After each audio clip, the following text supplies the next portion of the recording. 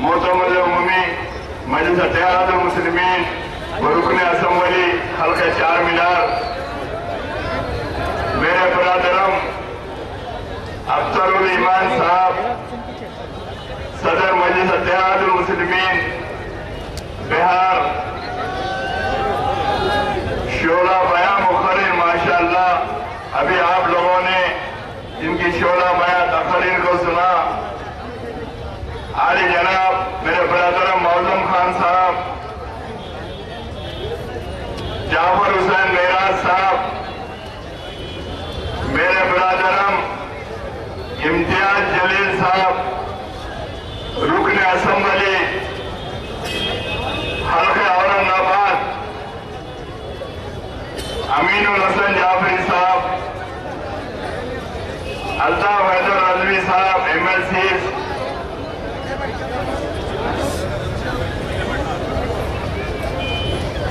مولانا سید علی قادری صاحب،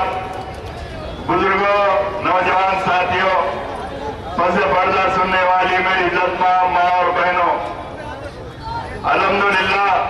جیسا کہ آج شہر حیدرآباد کے اندر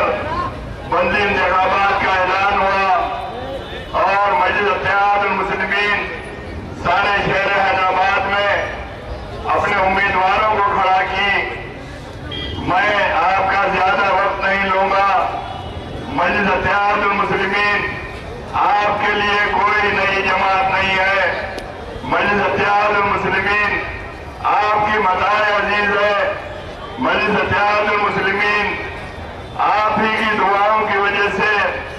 آپ ہی کی کاوشوں کی وجہ سے الحمدللہ آج ایک مستحکم جماعت بن چکی ہے۔ مجلس اتحاد المسلمین کی وہ قیادت آج ہمارے درمیان میں نہیں ہے، اللہ تعالیٰ ان کی خبر کو نور سے بھر دے۔ الحاج سلطان صلاح الدین اویسی صاحب نے لڑک پن سے لے کر ضعیفی تک ملت اسلامیہ کی خدمت کی۔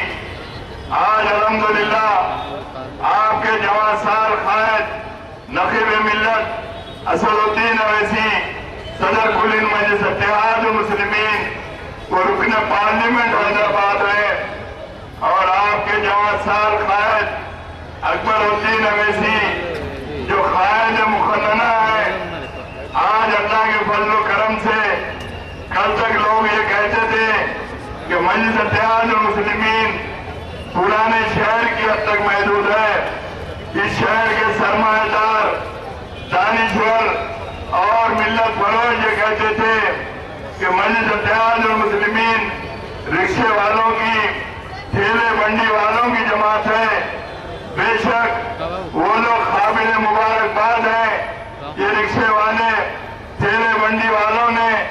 الحمدللہ مجلس اتحاد المسلمین کو تقویت بخشی۔ آج مجلس اتحاد المسلمین سارے ملک کے کونے کونے کے اندر آج الحمدللہ سوشل میڈیا اتنا ایڈوانس ہو چکا ہے کہ سارے ملک کے مسلمان یہ چاہ رہے ہیں کہ ہمارے یہاں بھی مجلس اتحاد المسلمین